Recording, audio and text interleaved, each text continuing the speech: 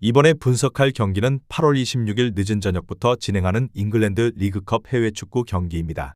토방에서 여러분의 머리를 식혀드리기 위해 준비한 분석입니다. 배당 흐름 및 변경되는 이슈에 대해서 최종 조합이 변경될 수 있으니 실시간으로 정보를 받으실 수 있는 스포츠 카페에 입장하시는 걸 추천드립니다. 스포츠 카페 입장은 영상의 댓글을 클릭하시면 손쉽게 가입 권유 없이 입장이 가능합니다. 이어서 분석 시작하도록 하겠습니다. 첫 번째 경기는 울버햄튼과 웨스트햄입니다. 울버햄튼의 포메이션은 3-4-3이며 라르센은 전방 압박 상황에서 공중볼 경합과 피지컬을 바탕으로 버티는 능력이 있으나 마무리 집중력은 아직 불안정합니다. 아리아스는 측면에서 폭넓은 활동량으로 전개에 도움을 주지만 크로스의 정확도가 기복을 보입니다. 주앙 고메스는 중원에서 활동 반경이 넓고 압박 회피의 강점을 보이지만 전환 속도에서 간헐적인 지연이 발생합니다. 수비 라인은 곤잘레스와 회버의 부상 공백으로 인해 조직력이 흔들리고 있으며 3백 간격 유지가 매끄럽지 못합니다.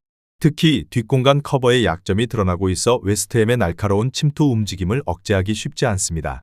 웨스트햄의 포메이션은 3-4-3이며 필크루그는 타깃형 스트라이커로서 제공권과 연계 플레이에서 팀 공격의 기점 역할을 합니다. 제로드 보에는 측면에서 오프더볼 움직임이 날카롭고 뒷공간을 파고드는 타이밍이 탁월해 상대 수비를 흔드는 데 강합니다. 루이스 파케타는 중원과 전방을 연결하며 라스트 패스와 이선 침투 모두에서 위협적인 선택을 합니다. 이 두 명의 오프더볼 움직임은 울버햄튼 3백이 따라가기 벅찬 속도와 방향성을 갖추고 있습니다. 루이스 길레름이 선머빌의 결장에도 불구하고 전개 구조는 안정적이며 공격 루트는 단조롭지 않고 창의성을 유지합니다. 결론을 말씀드리자면 웨스트햄은 보웬과 파케타의 움직임이 핵심입니다.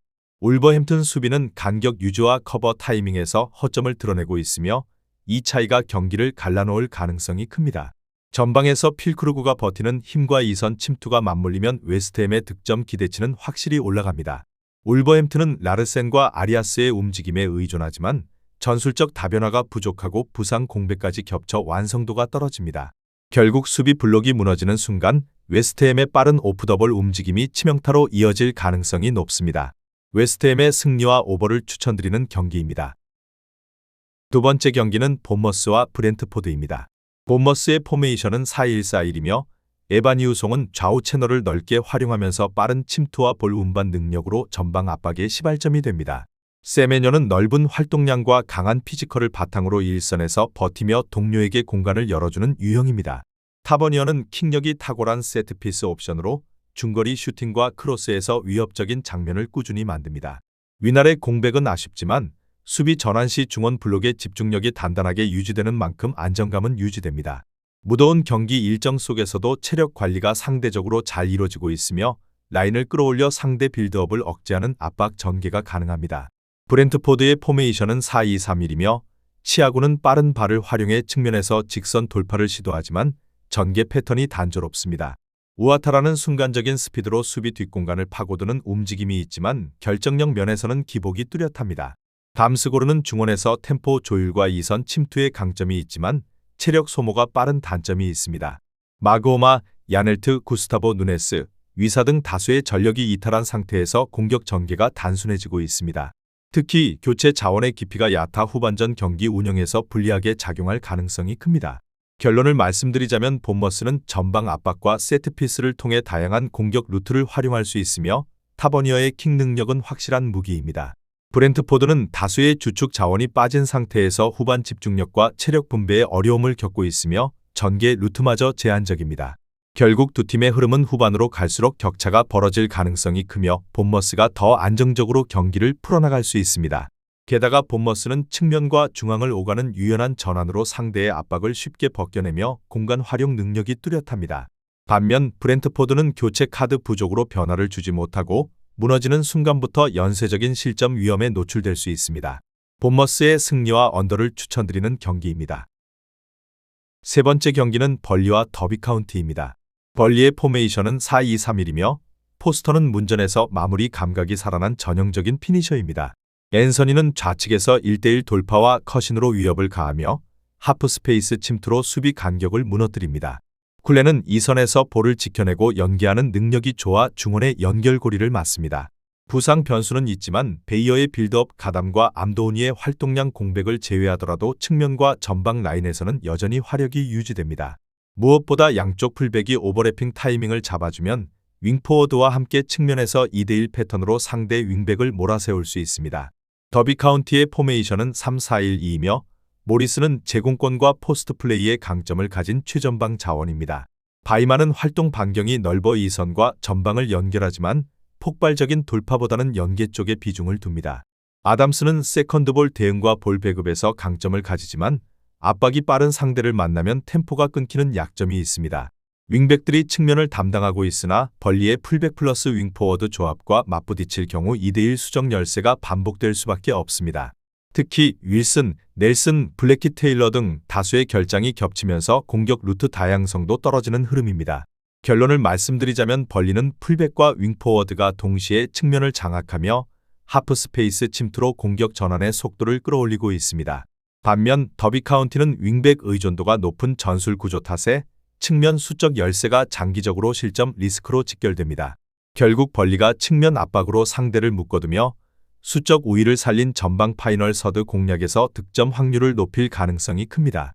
벌리의 승리와 언더를 추천드리는 경기입니다. 다음 경기 분석에 앞서 여러분들께 중요한 한 가지를 알려드리려고 합니다. 모든 사람들이 각자의 분석법이 있고 다양한 루틴이 존재합니다.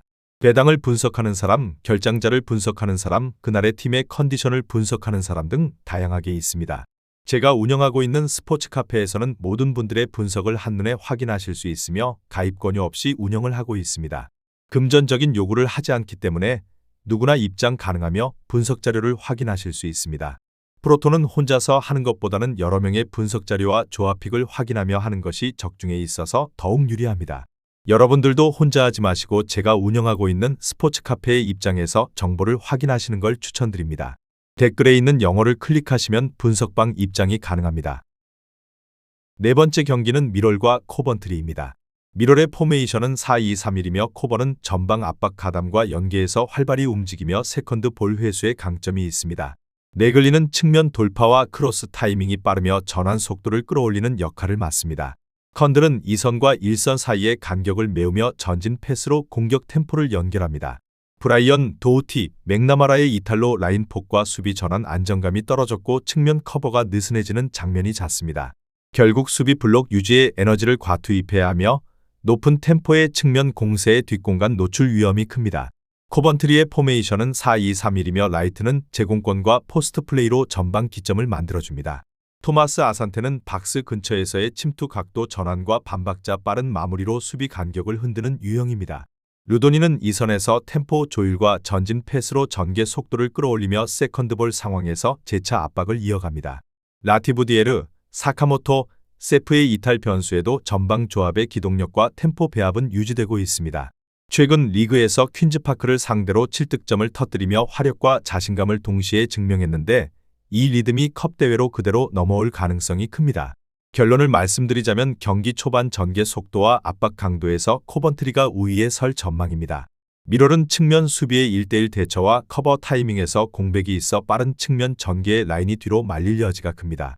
코번트리는 라이트의 포스트 플레이를 기점으로 토마스 아산테의 뒷공간 침투가 반복되며 슈팅 빈도를 끌어올릴 것입니다. 루도니의 전진 패스가 세컨드볼 회수와 재차 공격으로 연결되면 미럴의 수비 블록은 장시간 압박을 견디기 어렵습니다. 결국 템포와 화력의 격차 때문에 흐름은 이른 시간부터 원정팀 쪽으로 기울 확률이 높습니다. 코번트리의 승리와 오버를 추천드리는 경기입니다. 다섯 번째 경기는 노리치 시티와 사우샘프턴입니다.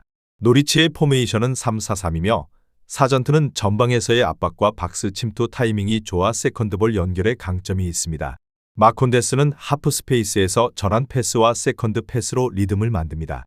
츠르나츠는 제공권과 대인 경합에서 버팀목 역할을 수행하지만 전환 속도는 빠르지 않습니다. 마일스, 마우보, 스테시의 이탈로 로테이션 카드가 줄어들어 전술적 변주가 제한됩니다. 때문에 측면 전개, 크로스, 세컨드볼 제도전 같은 단선 루트가 반복되며 창의적 침투가 부족합니다. 그리고 전방 결정력이 흔들리면 세트피스 의존도가 올라가지만 세컨드볼 회수 후의 마무리 정밀도는 여전히 아쉽습니다. 사우샘프턴의 포메이션은 3-4-3이며 암스트롱은 왕성한 활동량과 뒷공간 탐지가 좋으나 마무리의 첫 터치 마지막 터치가 엇박자를 낼 때가 있습니다. 로빈슨은 측면에서 속도를 더해 전개를 끌어올리지만 크로스 이후의 박스 점유가 충분히 동반되지 못합니다. 찰레스는 중원에서 간격을 조절하며 세컨드볼 경합을 책임지지만 전진 패스의 과감함은 제한적입니다. 아리보 브리, 스몰본, 에고지, 웰링턴의 이탈로 교체 타이밍과 패턴 변화가 늦어지는 경향이 있습니다. 그래서 전개는 빠른 듯 보여도 파이널 서드에서의 컷백, 슈팅 선택이 느려져 속도는 있는데 찬스질은 낮은 흐름이 반복됩니다. 반면에 세트피스 수 싸움에서는 강점을 보이지만 리바운드 슈팅 정확도가 떨어져 기대 득점이 누수됩니다. 결론을 말씀드리자면 두 팀 모두 플랜 A의 효율이 떨어질 때 플랜 B 전술의 구현도가 낮습니다. 그래서 전개 대비 유효 슈팅 비율이 떨어지고 박스 내 볼 터치가 늘어나도 최종 선택의 질이 올라가지 않습니다. 그럼에도 불구하고 중원 간격 관리와 수비 블록 회복은 안정적이라 빠른 역습 간격이 자주 끊깁니다. 그리고 부상과 이탈로 교체 카드를 늦게 쓰면 템포 변화가 제한되어 경기 흐름이 길게 평평해질 공산이 큽니다. 때문에 한두 번의 순간적인 찬스조차 무의로 돌아갈 가능성이 높고 후반으로 갈수록 공격 전개는 더 단조로워질 수 있습니다. 결국은 집중력 싸움만 남은 경기로 득점 기대치가 현저히 낮은 무득점 공방전 흐름이 이어질 가능성이 큽니다. 무승부와 언더를 추천드리는 경기입니다. 여섯 번째 경기는 프레스턴과 렉섬입니다. 프레스턴의 포메이션은 3-5-2이며 오스마이치는 포스트 플레이와 등지는 움직임이 능하며 순간적으로 뒤로 빠지며 이선과의 원투 패스를 열어주는 연결점 역할을 합니다. 스미스는 윙에서 인사이드로 대각 침투하는 인버티드 움직임이 날카롭고 하프 스페이스에서의 접속이 빠릅니다. 메카는 이선 중앙에서 템포 조율과 전진 패스를 병행하며 압박을 유도한 뒤 사이드에서 인사이드 전환으로 찬스를 확장합니다.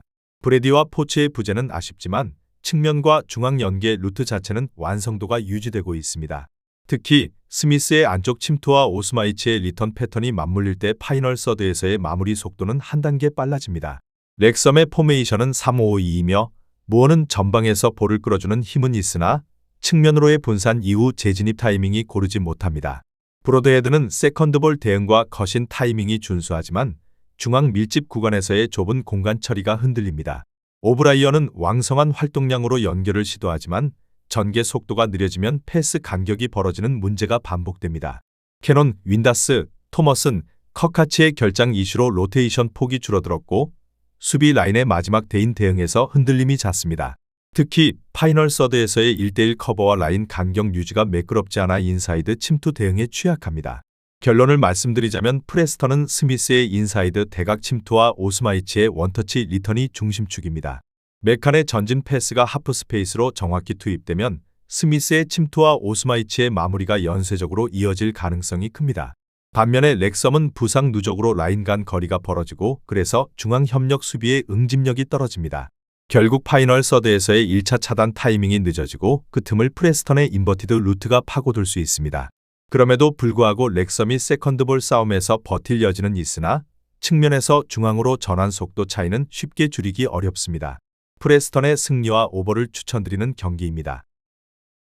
마지막 경기는 셰필드 웬즈데이와 리즈입니다. 웬즈데이의 포메이션은 3-4-1-2이며 카다마트는 전방에서 볼을 지켜내며 측면으로 연결하는 연계형 역할을 수행합니다. 루그보는 윙백 위치에서 왕성한 활동량으로 오버래핑을 자주 가져가지만 전환 국면에서 복귀 속도가 느려 뒷공간 리스크가 발생합니다. 맥닐은 이선과 전방을 잇는 브릿지 역할을 맡아 세컨드볼 경합에 적극적으로 가담합니다. 찰로바, 찰스 베르나르드의 이탈로 중원과 수비 라인의 로테이션 폭이 좁아졌고 특히 센터백 라인의 순간 스피드가 떨어지는 약점이 드러납니다. 압박을 받는 상황에서 라인을 올렸다가 뒷공간이 벌어지는 순간 실점 위험이 커지는 패턴이 반복됩니다. 리즈의 포메이션은 4-3-3이며 피로에는 뒷공간 침투 타이밍과 마무리에서 강점을 보이며 하프 스페이스를 파고드는 움직임이 날카롭습니다. 제임스는 절대 속도와 직선 돌파가 뛰어나며 넓게 벌려서 스위치 플레이로 측면 수비를 흔듭니다. 다나카는 중원 압박과 전진 패스 분배에 능해 일선으로의 빠른 연결을 가능하게 합니다. 암파두의 공백은 부담이지만 1선과 2선의 속도 자원을 활용한 빠른 전환으로 약점을 상쇄합니다. 전방 압박 후 빠른 역습 전개로 상대 느린 센터백을 정조준하는 설계가 유효합니다. 결론을 말씀드리자면 셰필드 웬즈데이는 센터백의 순간 스피드가 느려 뒷공간 대응이 늦는 약점을 가지고 있습니다. 리즈는 피로에와 제임스의 속도 자원을 활용해 하프스페이스 돌파와 직선 침투를 반복하며 수비 라인을 무너뜨릴 수 있습니다. 찰로바 등 이탈 여파로 셰필드의 중원 커버 폭이 줄었고 세컨드볼 수습이 느려 전환 국면에서 수비 간격이 벌어집니다. 결국 속도 싸움에서 주도권을 쥐는 쪽이 흐름을 잡을 것이며 리즈는 전방 압박 후 빠른 마무리로 초반부터 찬스를 양산할 여지가 큽니다. 그리고 후반으로 갈수록 셰필드의 체력 부담이 커지기 때문에 리즈의 교차 침투와 컷백 패턴이 더욱 위력적으로 체감될 가능성이 큽니다. 리즈의 승리와 오버를 추천드리는 경기입니다. 본인의 생각과 비슷하다면 한번 도전해 보시는 것도 나쁘지 않다고 판단됩니다. 내일 새로운 영상으로 찾아뵙겠습니다. 시청해 주셔서 감사합니다. 프로토는 단지 운으로 하는 게임이 절대 아닙니다. 모든 분야의 전문가들이 존재하듯 프로토도 분명 전문가들이 존재합니다. 경기 시작 전에 다양한 분석 자료 확인은 필수이며 가장 중요한 정보력이 수익의 80% 이상 지분을 차지하고 있습니다. 수익을 원하시는 분들은 이상한 곳에 가입비 내고 가입하지 마시고 유튜브에서 여러 가지 영상을 찾아보신 뒤에 해당 영상 등을 참고하여 베팅하시는 걸 추천드립니다. 오늘도 영상을 시청해 주셔서 감사드리며 행복한 하루 되시길 바랍니다.